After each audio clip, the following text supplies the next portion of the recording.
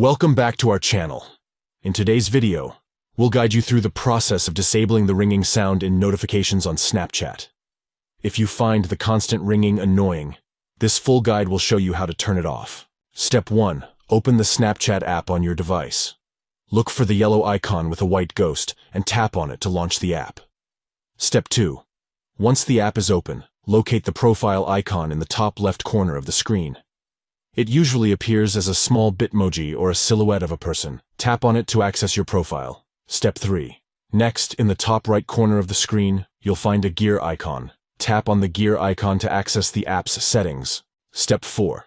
Within the settings menu, scroll down until you find the notifications option. Tap on notifications to proceed. Step 5.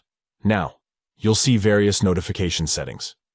Look for the option labeled ringing and toggle it off to disable the ringing sound in notifications. By following these simple steps, you can enjoy a quieter Snapchat experience without the constant ringing sound accompanying your notifications. Thank you for watching, and we'll catch you in the next video.